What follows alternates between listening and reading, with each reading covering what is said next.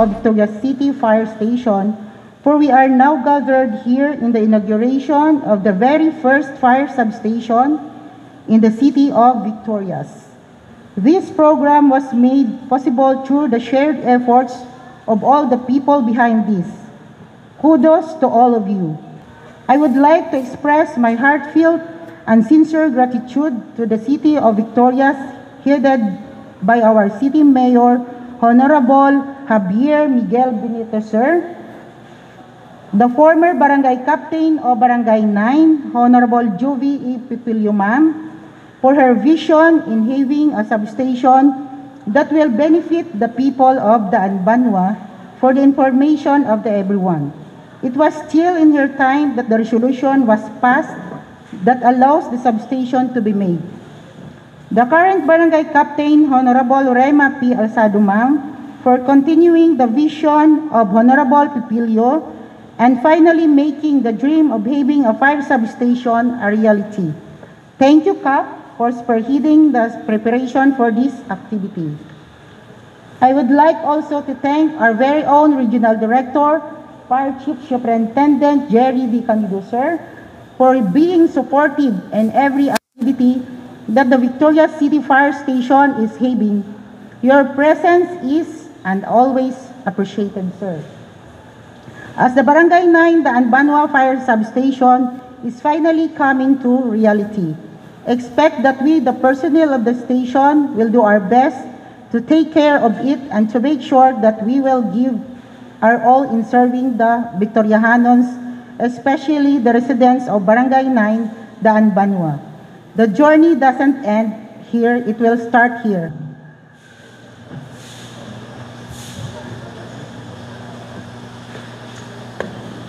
(2023-12-47) dated 19 December 2023. In the exigency and best interest of the service, Barangay 9, Daan Banwa Fire Substation, Victoria City Fire Station, Province of Negros Occidental, is hereby activated effective this date. Signed, Fire Chief Superintendent Jerry D. Candido, DSC, BFP, Regional Director.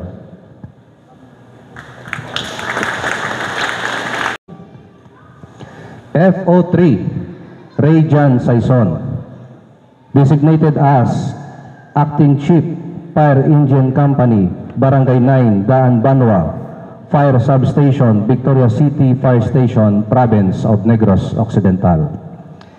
FO2, Bonifacio D. Olmedo, designated as Driver, Pump Operator, Ship B, Barangay 9, Daan Banwa Fire Substation, Victoria City Fire Station, Province of Negros Occidental.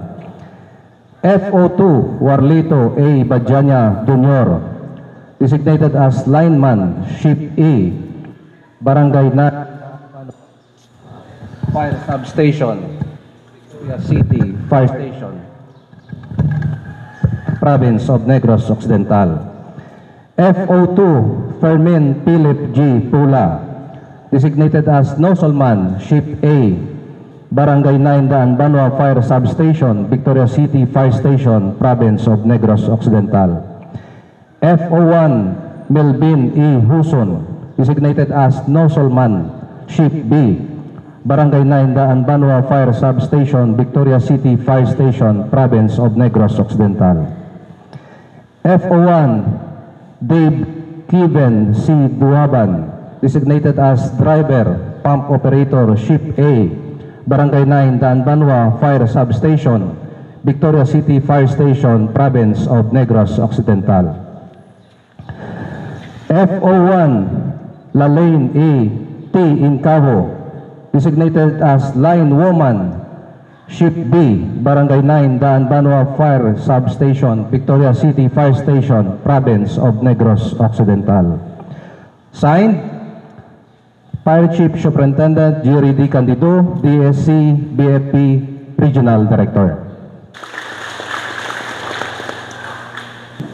In this big achievement, I would like to give the credit to our board member, Juvie A. Pipilio, because this is her promise to the people of Barangay Nan 10 years ago that a fire substation will be placed here because of the fire that happened in our place, specifically at Purok 4 and Purok 9 Ajinomoto, which caused death with the members of the family. Now, it has happened in fact. This was already left behind, however, member na Catalonia came and this is it. Thank you, ma'am. A legacy project and giving an equal credit to the former barangay officials. This project marks history in Victoria City, for this the first to have put up a substation. This will be helped in times needed not only in our barangay but also in our vice. As we are about to accept the challenge in behalf of the Barangay Council, let us join hands in the service of the people and the people of Victoria's City. God bless us all. Thank you very much. Sa aton nga Fire BFP, kabulaman kamo sa amon pamilya, gusto ko lang i-share na from in 2018 dako nga sunog sa amon nga ancestral house sa balay dako sa Bantog. It was a 71-year-old ancestral house, and ever since then our family has been very sensitive about some matters ng fire and sa BFP.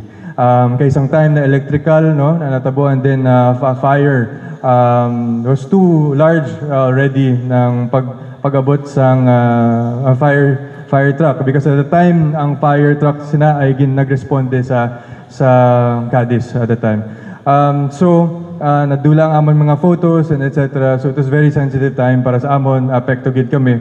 And ever since then, I knew that we really needed to strengthen ang aton nga BFP. And I'm very proud of our achievements as a city and with the BFP team, na ang dugay na ginaayo sa BFP sa Victorias na fire truck ay nagabot with the help of RD and the national government. So we're very proud of that, na may ara kita nga fire truck. And of course, aside from bagong uniforms, may araman kita nga fire substation. So again, congratulations gid sa BFP that ang 10 years ago na ginayo ni board member Juvie Pepelio ay nag-abot na, and it also comes at the right time na may ara kita nga capacitated nga mga personnel na na-assign diri sa Daanban mga fire substation. So congratulations sa inyo tanan, and gusto ko lang ihambal sa tanan ng BFP team, commission and non-commission personnel. Salamat gid sa inyong sakripisyo, kabalo ko nga hindi hapos, especially na ang inyong time, aga pa kamo gabugtaw, disiplinado kamo kaayo, and layo pa kamo sa inyong pamilya. So salamat gid sa inyong sakripisyo. Na-witness ko man na ang from campaign time sa Barangay 8 nga fire, na-witness ko man sa VMC na ligad nga fire na medyo dako, Barangay 1 and Barangay 6 man na medyo minor fires. Pero sa VMC, na-witness ko gid ang in action ang BFP team, hindi lang sa Victorias but sa lain-lain nga mga LGUs. So gapasalamat gid ko sa inyo. And I realized, na-realize ko man sa VMC fire na yes, importante ang isa ka fire truck, pero importante man ang mga tao na gagihos ang fire truck. And ang pinaka-importante na na-realize ko ay kinanglan naton ng isa ka tanker. And ang ginpromisa naton na isa ka bagong fire truck, natuman na, ipatuman naton ang isa ka tanker para sa Victoria City.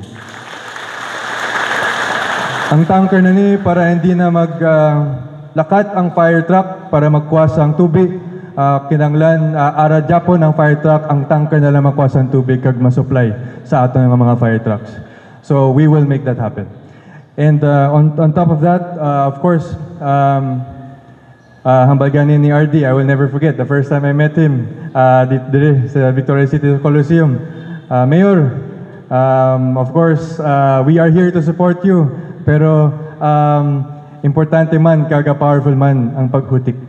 So, RD, hutik man akon pang support sa inyo, kag sa aton diri sa new government site nato, na hopefully cross our fingers, hutik natin sa mga congressman natin, kag sa ibang nga congress, kag sa national, na hopefully we can have another fire station sa new government site natin where we will have a new government center. No, so this is really helping and strengthening not only a fire station dira sa lapit sa atong City Hall, the fire substation dira sa Daan Banwa, and hopefully in the future a fire station sa new government site. So ang manang gusto natin himuon, and lastly ko ay hambal kay the Christmas season. Please lang nakita nato ng BFP paalala ni RD, it's better to be proactive than reactive.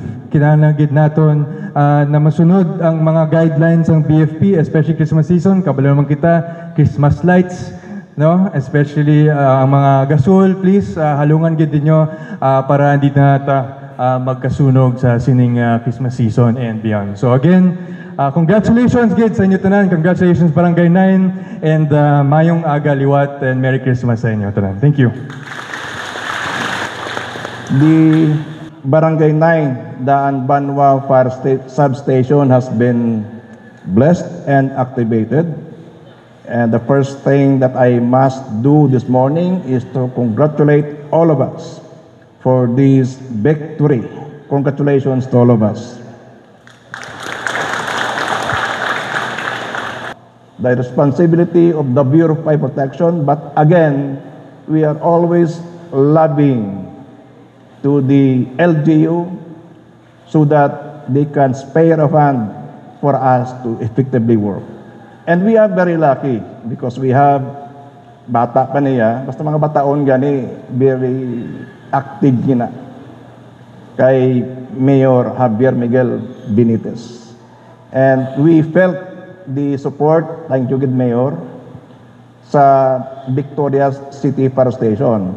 And that plan of procuring a super tanker that would supply water to our existing fire trucks is very important. Very, very important. Only in the Philippines, I mean, it's the Philippines that is not giving importance to fire hydrants. Why nakatama mo, amo na yung Pilipinas. So instead of fighting the problem, we should find solution. And one of which is the provision of a super tanker. And everyone sa comprising the Barangay Council of Barangay 9 Daan Banwa, thank you for accommodating the Bureau of Fire Protection in your barangay. Without the facilities, we cannot do it. When one of the primary programs of the BFP 6 is really to activate a fire substation. Hopefully, the Murcia Fire Marshal is here. Before I leave June 6, we can bless and activate the Barangay Lopez Haina Murcia Fire Substation. Minmit lang ako ginaday kay dapat imukon na. Okay? We have more than 20 fire substations na natin activate in 2023 alone. And hopefully, we can double it next year. It all depends on the fire trucks that are coming. And we should not stop on this because suliton ko lang, the earlier that we can arrive in the scene, the better chance that we can save lives and properties. And every time we save life, it's the fulfillment of our job as a firefighter. To the LGU of Victoria City, to Barangay 9 Daan Banwa sa liwat, da madamo gid nga salamat.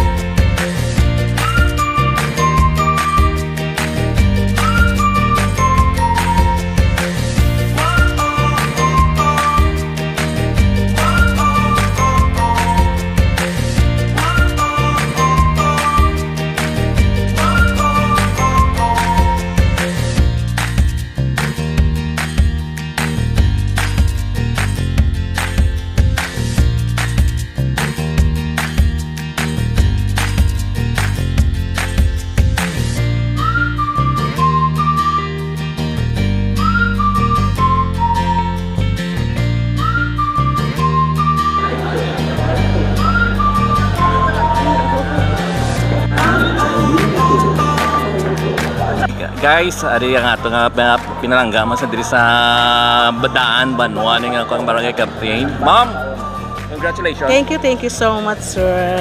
Ang galing may-ari ng substation. Oo, dako gini nga pasalamat. Bro, ini tanan pa gini kay Board Jovi Pipilio, ang former nga barangay captain. 10 years siya gidikit pangayo kay mayor, so ari na naabot gin swerte para sa amo na grabe hambal ya. Sila nga padayon ya na kay para gina sa inyo. Okay, ma'am, thank you sa time. Thank you so much. Thank you, Ged.